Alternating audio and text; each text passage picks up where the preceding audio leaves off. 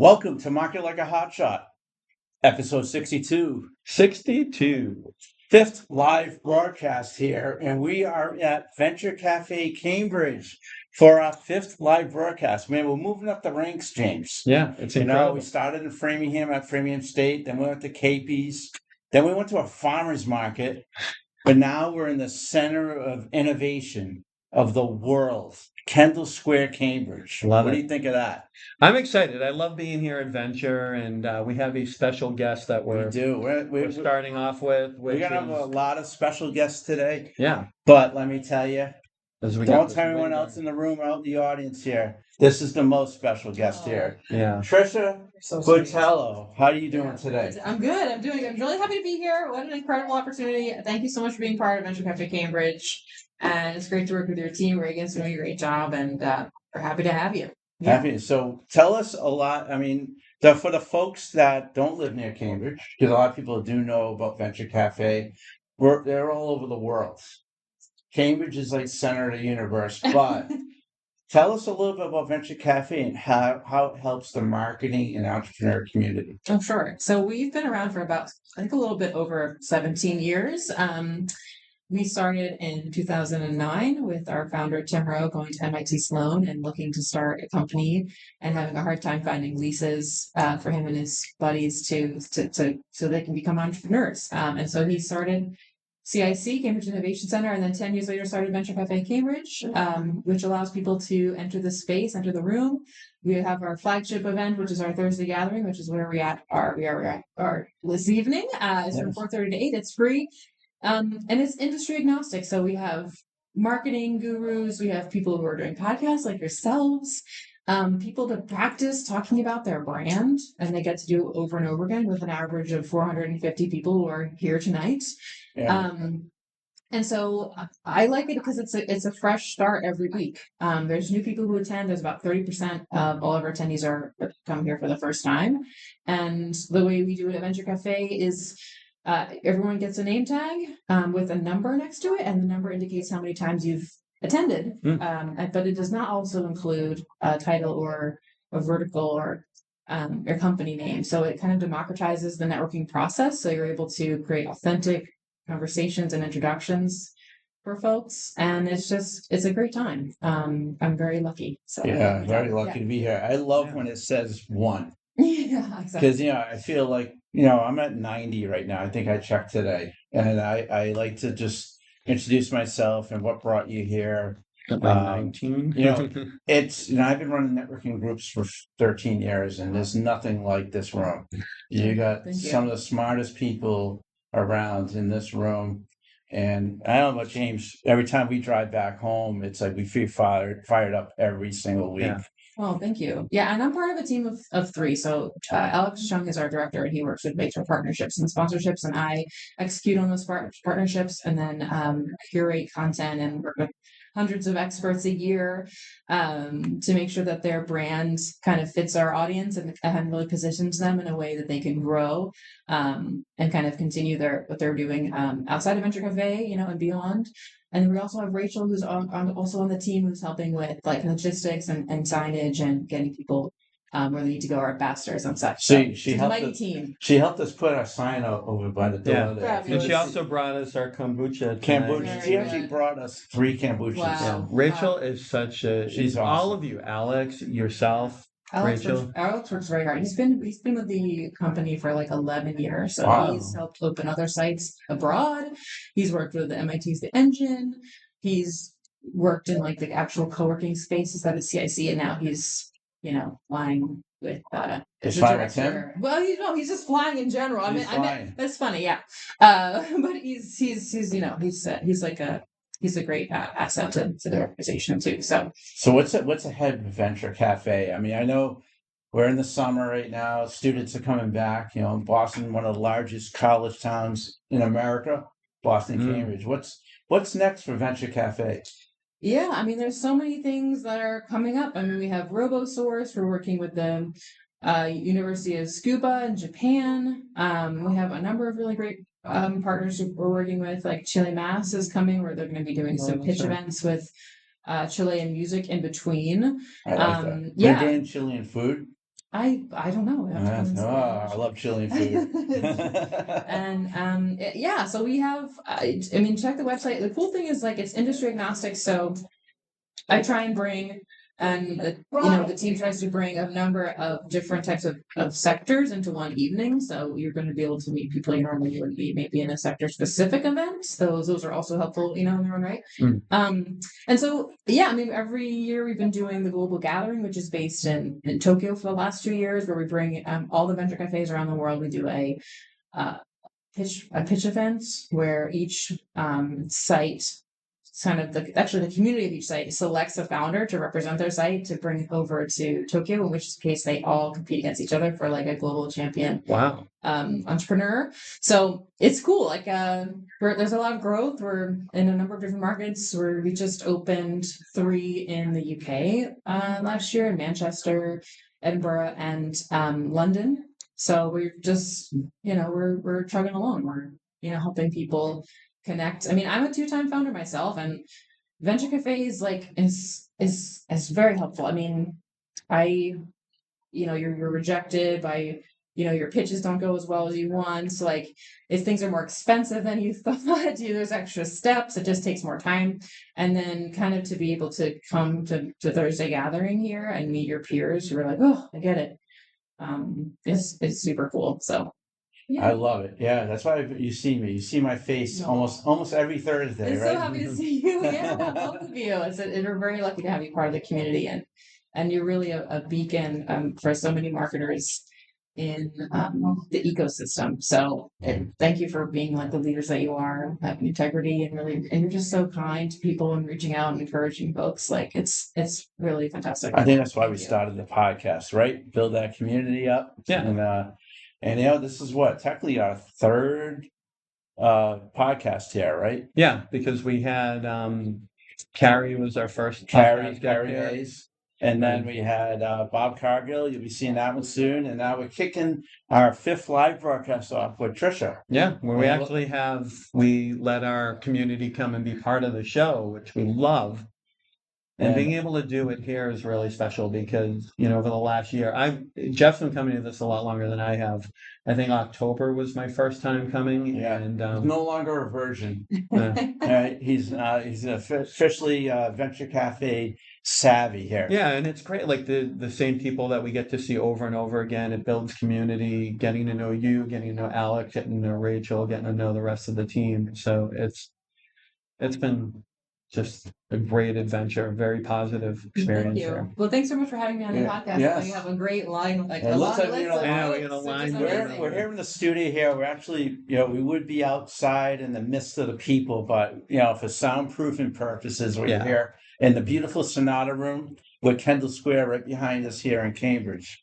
But Tricia, it was great chatting with you. Yeah, thanks so much. Take care, Tricia. And I think Reagan's going to bring in our next guest. Yeah, so I'll tell you, it's good. We got the line out the door here, Mr. James. All right. Who's our next guest? This guy right here, Mr.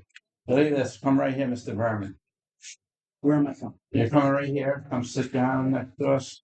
So speaking of community and coming here, one of our favorite people for you and I to go watch. Yeah. When he speaks is I almost come here every Thursday gathering that you're speaking. Thank you. I'm putting you on the spot, Jeff. I'm flattered. So Jeff Berman, tell us a little bit about yourself. I know you're definitely a marketing extraordinaire. You're going to talk about your book a little bit and tell us the crowd. You're actually on live feed too, if you could see here. Live on YouTube. This is a real deal here. Okay, excellent. I love real deals are always the best kind. Yes. Between all the kinds of deals, the real ones are always the best. I love it. Love it. Well, we got a book here, James. What do you think? That's the book. So right here, let's see. How not to fail. How not to fail. I love that because people are afraid of failing. Well, it's hard. The statistics are somewhere between, depending on who you ask, 90 and 97% of founders of startups. Thank you so much. He's a wine drinker. I love it. Somewhere on so best case scenario, something like 7% of startups are still in business 5 years after they get started. Okay. 93% of them are selling. And the reason why is always the same thing. When people are asked, what happened? Why weren't you able to do it? They always say something like, we weren't able to get product market fit, or we didn't get enough market traction. It comes down to, and especially this is true around Boston and Cambridge, people can generally build what they set out to build, but they don't know how to get people to pay attention to what they have there. And too often, what was happening that I kept seeing was founders would do something, they would create their thing, they'd put all their energy, all this time, and often a lot of their money, sometimes all of it, into building their creation.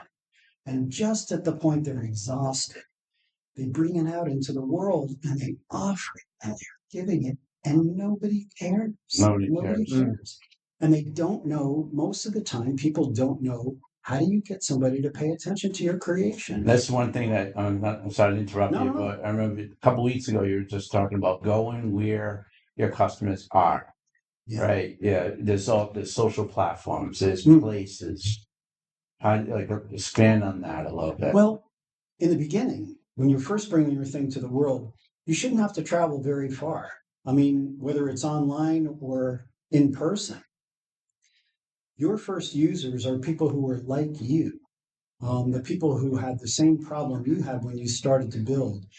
The thing that a lot of founders fail to remember is that when you create, it changes you. You become a different person in the act of creating it. And we all know, we talk to people all the time who have built something, and in the act of building, it becomes part of their identity. And they're kind of breathing through it, and they can't wait to tell you all about it. And everybody wants to talk about how their thing works, right? Let me show you how this works.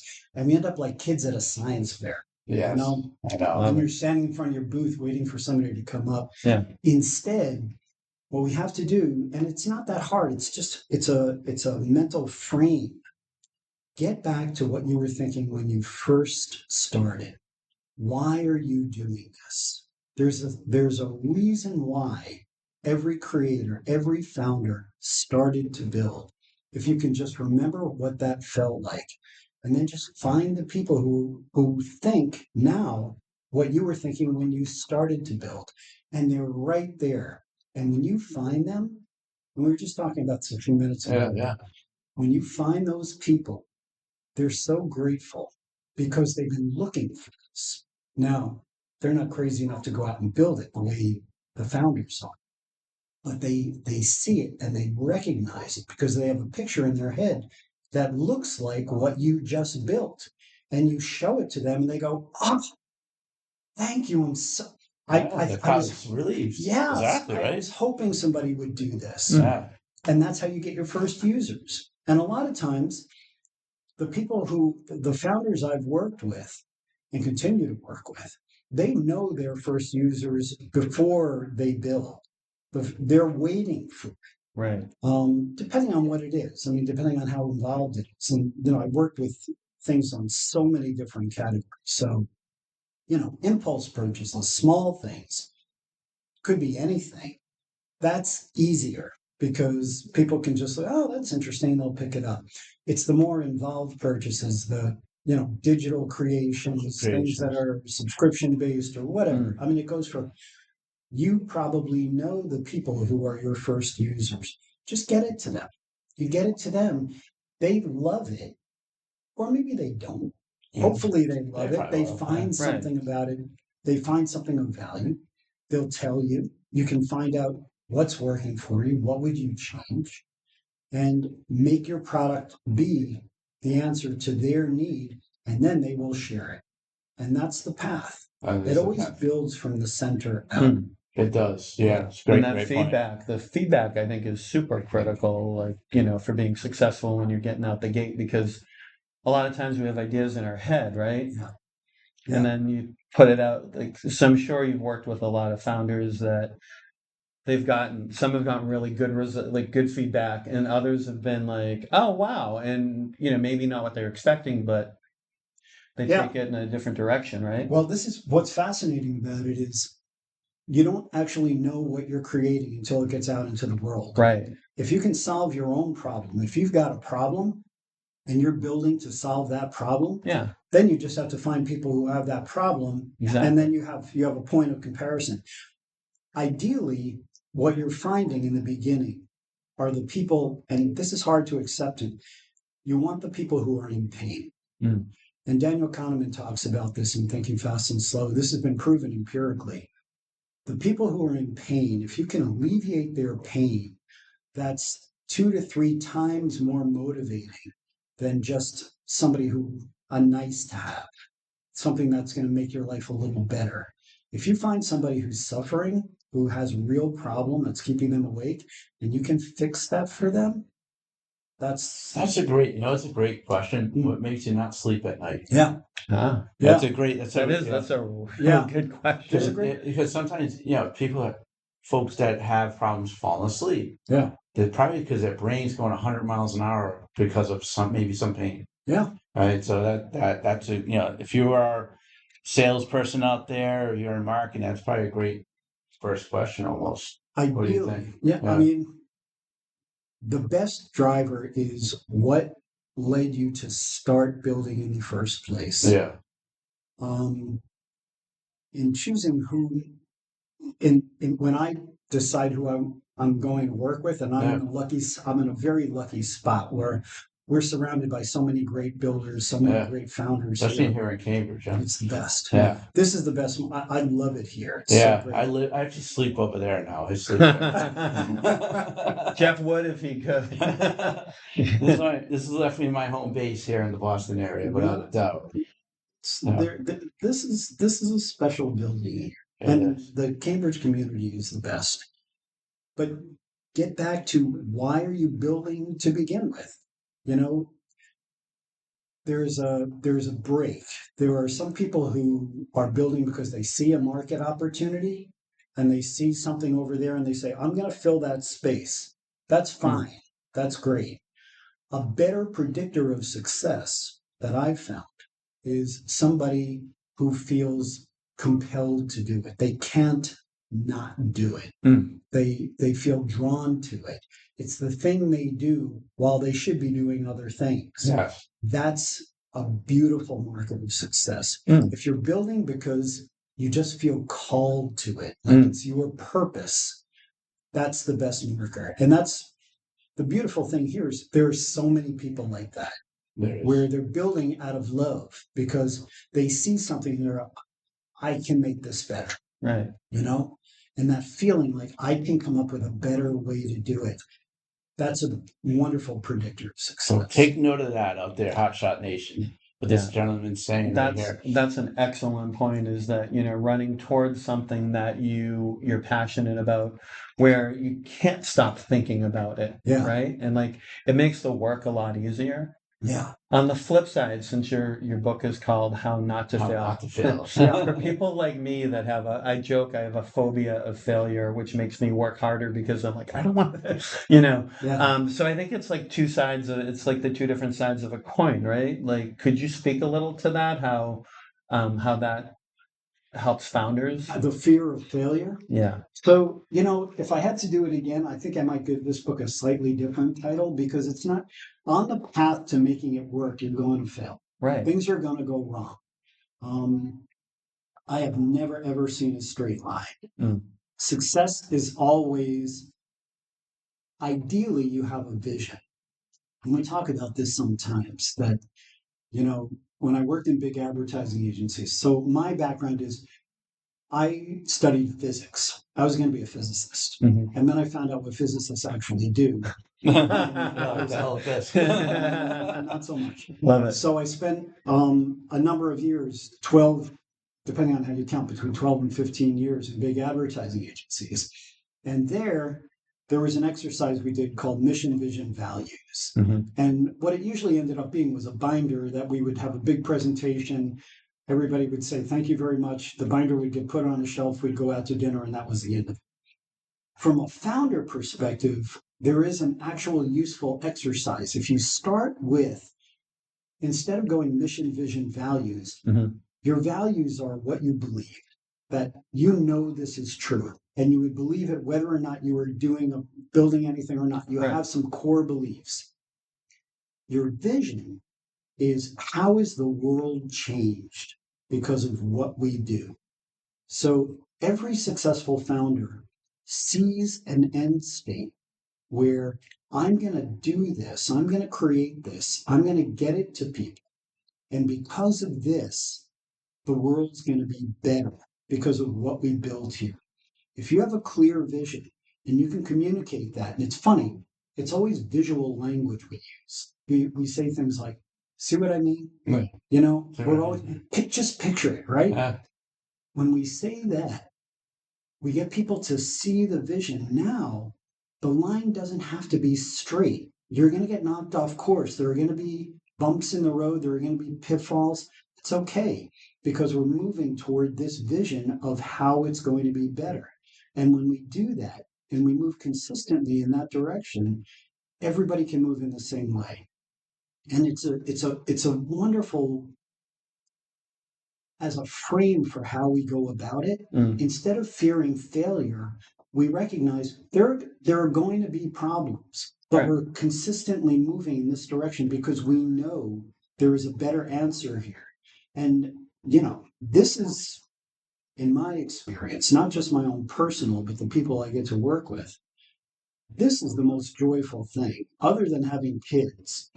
Moving toward having a vision of how we can make the world better and then making that happen and moving toward that, it's the best. Take that, Hotshot Nation, right there. I love that. Love that. It's So like it's creating stuff. so it's so you're taking a little break here. Are you coming back to Venture this fall or the new series? Yeah, what I'd like to do is something that's a little more interactive, because for the last 10 sessions we've done here, I get up and talk. Right? And I talk for an hour, and that's great. I'm happy to talk. But there are always so many good questions, and I often don't hear about them until the end. And it's personal, and I love working with the founders one-to-one. What I'm thinking we'll do now is, in the fall, I'd like to run some sessions where we set up like a round table. Yeah, we have to change the Havana room up a little bit. Yeah. Well, we'll see. We're doing it in Santo Domingo. Santo Domingo. Tables in there. We'll have to figure out how that works. Yeah. I mean, I always have the world is changing so fast right now. I mean, the thing we talked about tonight, we were just talking about measurement and what numbers do we look at and what should we ignore? And as we look at this now, you know, I gave a similar talk a year ago on almost the same subject, and it's a completely different topic, because Google is going through these wild changes. Sure. AI is changing everything about the way people behave and how we decide.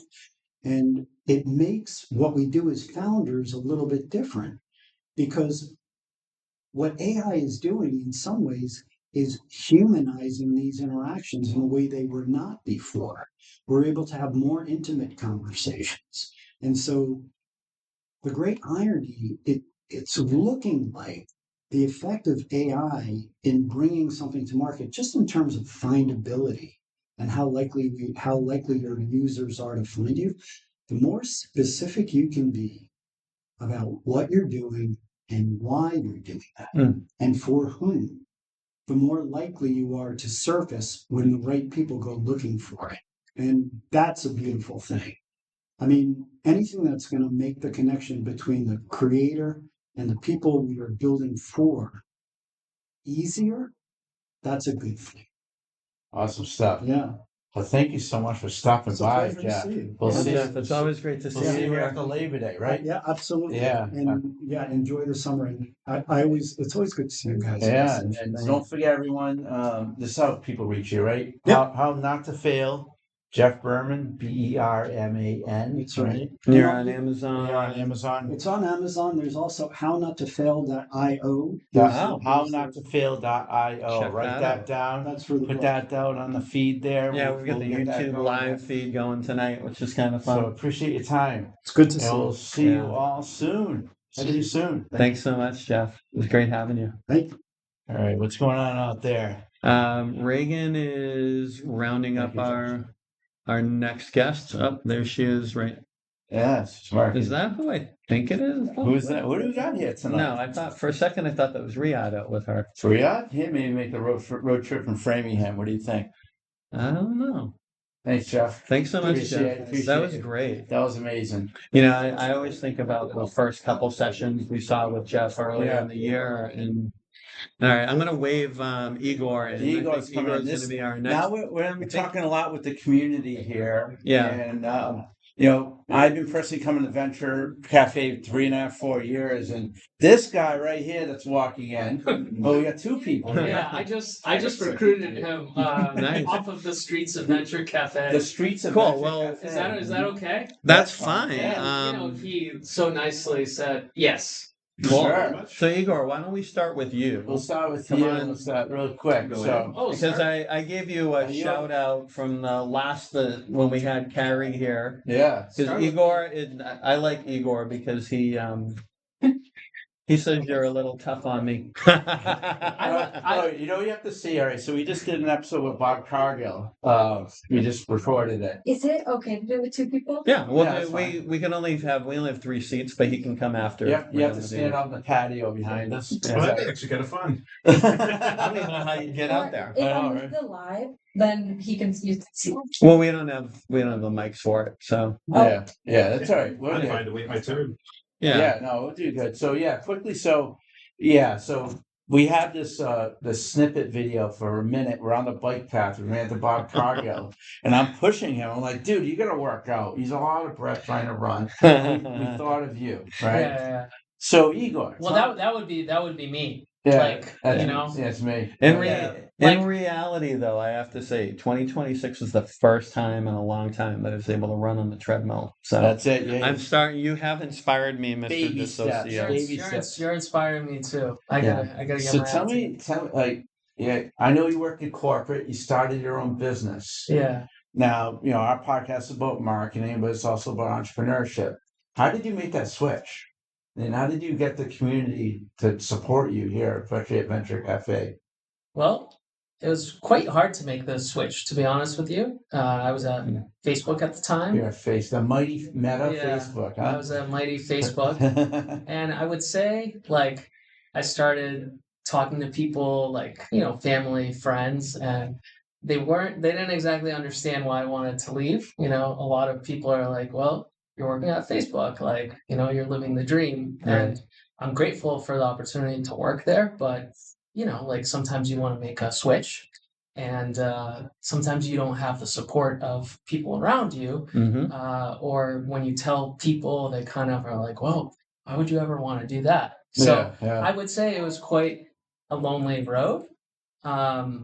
But I was able to work with a coach. I was able to come up with a plan of like, That's it. Hold that thought. So if you're an entrepreneur, you're doing that switch. Coach and a plan is essential. yeah, like Right. you need a plan. You need, yeah. I mean, you could. A lot of people suggest that you can, you know, keep a job and then you can do something in parallel, and that's kind of the conventional advice, and it Yeah. works a lot of the time.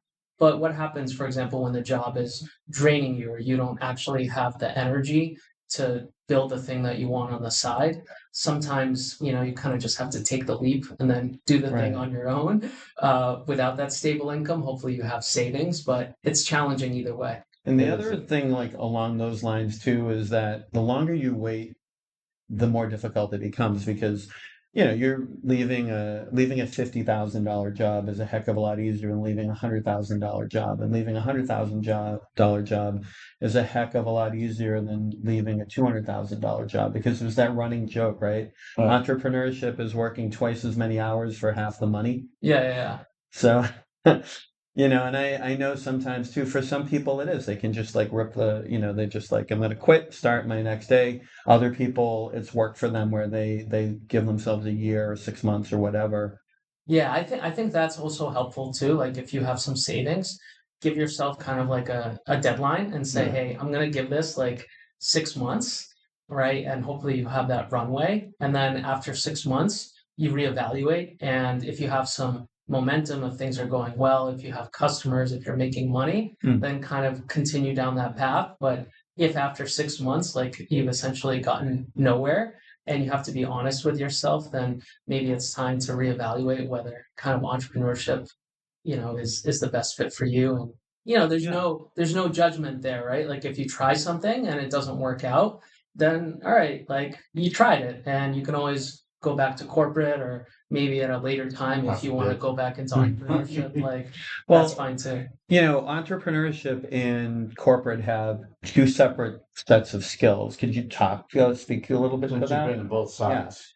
Well, it's kind of interesting because at Meta, it was a little bit different. I would say in order to be successful there, you have to be very entrepreneurial. Right. One of the things that I think distinguishes Meta from other types of corporate companies is that they give you a lot of autonomy and freedom. And Yeah. it's not just like, oh, your manager's telling you what to do. Like I went in there and I think I probably interviewed maybe like, I don't know, 20 or, a lot of people. And I had to figure out what was the most impactful business problem to solve. And then I said to my manager, hey, this is the common thread that I'm seeing. Like, these are the projects that I think this is the project that I want to work on. So actually, I had to be very entrepreneurial within Meta. And I really, really like that. No one told me what to do. I had to be creative. I had to create the project and get it done. But I think to answer your question, on the entrepreneur side, like there's no structure for you, right? Like when That's the you, key. one of the things that I've actually really appreciated about corporate since kind of going out on my own is that corporate provides structure. You have a team, you have a role, you have kind of responsibilities. And that's something that we kind of take for granted. And when you become an entrepreneur, on day one, there's no structure. You have to deal with like LLC, like all the legal stuff. Yeah. You know that. Yeah, you don't want to get me started on like- that Oh boy, stuff. here we go. You need to like, form a team. You need to figure out your offerings. Like you have to create that structure yourself. And doing that is overwhelming, time consuming, exhausting. I remember like 6 or 7 months after I started, I was like, man, I left because I really wanted to pursue the things that I was passionate about. Yet I was like trying to figure out how to send invoices, and I was doing that. We talked yeah. We were talking, and Yeah, invoicing. we were talking about I have to send people to collections, which I'm not afraid to say that on the air because you know what, people deserve it. So pay your bills. Yeah. So one last question before we go. So we're in a big community out there. Look at our fans out there. How you doing? I know. Look at everyone. They're all. So it's like, how does the community help you kind of make that transition from employee to entrepreneur? Well, I think one of the great things about Boston is there's like there's a big startup community. I will give a shout out to Venture Cafe, also Startup Boston. Startup Boston. Stephanie Ruler. Stephanie Ruler. Stephanie, shout out. Yeah. We know the conference, which is happening soon. I mean, I've attended I was a speaker, at some point in the past, and I've been an attendee for the last 3 years, and there's so many events and panels and people that you can talk to, and you get all sorts of advice like how to raise funding. I mean, I haven't tried to do that, or how to deal with legal stuff, or how to find product market fit. So the resources are there. Like there's events, there's people, and I would say just like the ecosystem in Boston makes it easy to kind of get into it if you want. Yeah, so startupboston.org is the website. I think it's like September 14th to the 18th. Yes. Somewhere around there. Yeah. Are you gonna be there? We're actually believe it or not, I think our next live broadcast We'll is gonna probably be be Startup there. Boston. Oh, really? Yeah, just hope it's not on the day of They have a preview. they have a podcast stage there. Yeah. Yeah. We're excited to be there for Market that. like a hot shot at Startup Boston. But thank you so much. Yes. Appreciate Thanks, you Igor. coming by. Yes, thank you. And thanks for telling Jeff that he's too mean to me. Yeah, you can see he's trying. But maybe it's effective. I don't know. Yeah, look, he's losing weight. I am. Yeah, he's losing weight. I actually lost 5 pounds since the last time we did a live That's podcast. correct. Jeff, I need you can shame me as well. No, no problem. So I think we're getting at time, so we only have time for one more guest. One more So guest. Igor, Yeah. can you just let Reagan know? Let Reagan know. Unfortunately. All right. So come on, have a seat. You can do a quick intro in between here while we get somebody to talk. So we All got right, so Johnny. Johnny. Yes. My name is Johnny. Jonathan, whatever you prefer to call me. So to speak on what you were just talking about, I moved here about a year and a half ago, and without changing my diet, I lost about 30 pounds in There that you go. time. So tell him Just what you from did. walking so much. Was it But- exercise? Yeah, just walking. I mean, Love this is a it. very walkable city. Yeah. I've walked about 1,200 miles since I've lived here. So a year Nice. and a half, Do you have about one of these 1,200 miles. babies? You're like tracking I everything. had one, but my phone tracks So it it's your phone, pretty right? accurately now. I know. so- Look at my Jeff. Always has like 4,000 steps more than I I'm do. only at 9,000 today, so we're gonna take a walk along the Charles later. So where Yeah. do you come from? I moved here from Nashville, Tennessee. Oh, Wow, nice. Nashville. I went to Nashville. I used to have a team down there that worked for me, so I used to go. I used to stay in the West End a lot. They have a Greek building. Oh, wait. Yeah, that I can't see. What is it called? Let's see. We can't even say it. That's so funny. Panatown or whatever it's called. So hey, what's up? Just say I'm not sure exactly what you're talking about. I used to live in the eastern part of the East part, city. where the football stadium was, right? I was a bit away from the football stadium, but I drove past it pretty often. Yeah. Yeah. So how was the transition from Nashville to Boston? Honestly, mostly great. The very, very few pieces of roadblocks, friction. Honestly, the biggest friction is just cost. Cost. Yeah. Culturally, granted, I already felt a little bit of an odd one out in Nashville. I've always dealt more directly. Bostonians are a lot more direct with their communication. They don't have a lot of flowery language to things. Yeah. They're to the point.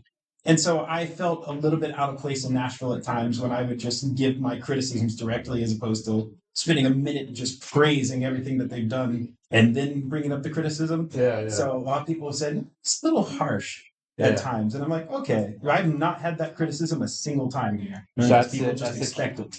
That's where we're actually a lot nicer here in Boston than people perceive us. It's a different type of niceness. It's a different nice. It's a longevity nice.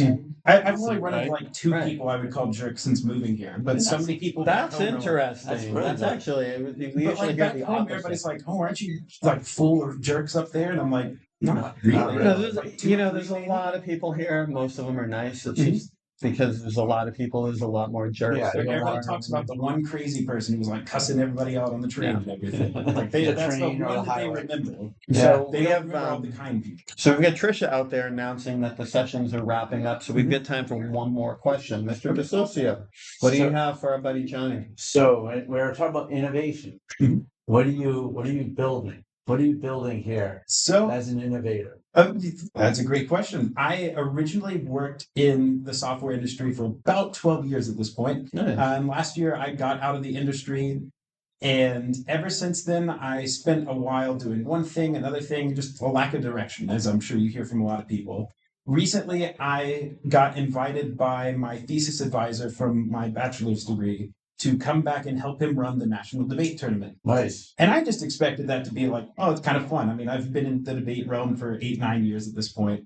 And as I was there, I just noticed from when I was talking to people that, hey, people really appreciate my advice. They appreciate the fact that I have insight into things. They just all the things they appreciated about me made me realize, hey, maybe I'm trying to sell the wrong aspect of my skill set. So the first week that I got back here, I went to Venture Café as I normally do. I talked to a few different vice presidents, just leadership from various companies. Yep. And I was asking them questions that to me were kind of basic. I don't want to say they were basic, but nothing that I had never heard before, the kind of thing that I've done for years. And they were just so enthralled by the fact that somebody was thinking about these things that they just don't consciously keep at the front of their mind. It's not the type of things they really thought about. And so as I was having these conversations, they were asking me to connect on LinkedIn. They were saying, hey, I got a friend that would really value what you're talking about. And I was like, if this is what I need to focus on, maybe I should start doing that. So ever since then, I've been moving a little bit away from the tech side.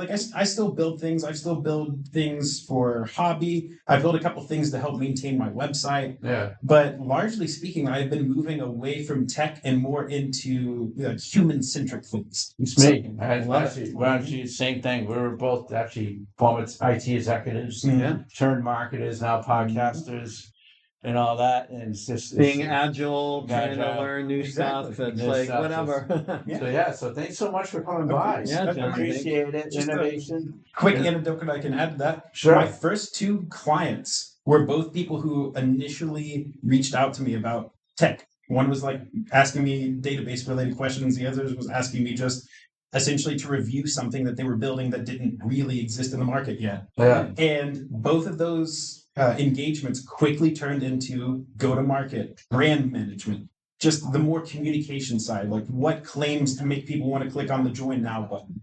I was like, it was amazing how naturally I went from the technical side to the human-centric side, the communication side. Yeah, nice. So- love it. Love it. Cool. All right, man. Well, it's good seeing you. Yeah, thanks so See much, you Johnny, soon. for coming. Yeah. Nice to meet you. Get yourself some Thank you. kombucha before the bar closes. Oh, yeah. I know the bar's closing in about 10 minutes. Oh, and you'd be then quick. if you wanna, if you could, I think Reagan's out there. Reagan's out there. We Let's can send her that back person. in. Well, actually, I think we have to shut down. I think Johnny was our last guest. Did we have someone else that we were? Probably Chuck. We have somebody else. Chuck. Tim Rose. Yeah.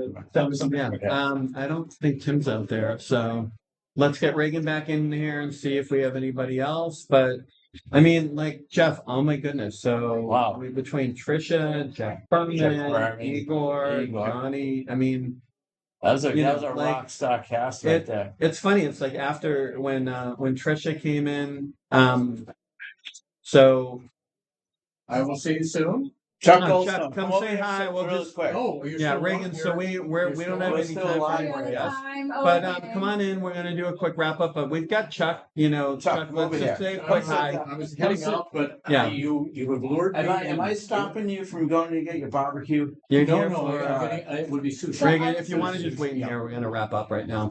Oh, okay. Did you find it? Oh, Yeah. okay. All right. So no we'll worries. just we'll do we'll Okay, get can I wrap We'll up the close- conversation? We're gonna close it out with Chuck. So Chuck, storyteller. All right, what a story today's podcast has been. Oh my goodness. Yeah, Yeah. we had Jeff. What have you Berman. been talking about today? So we had Tricia. She introduced the Venture Cafe. We had Right. Jeff Berman, basically marketing extraordinaire, about going where your customers are, Yeah. and then telling a story. Right. Then we had Igor. He did the corporate to entrepreneur switch, which a lot of people in this room do. Now you're the storyteller extraordinaire. Storyteller is one thing. I would prefer, I tell stories, but I prefer in this community to be a story catalyst. My goal here is to help people figure out how to tell their story to the rest of the world. And sometimes and we've talked about this before, sometimes we're so close to what it is that we do that we really can't put ourselves into the head of the people who we're trying to reach. And that's really what you need to do. The story, and we talk about the story. Entrepreneurs have a story.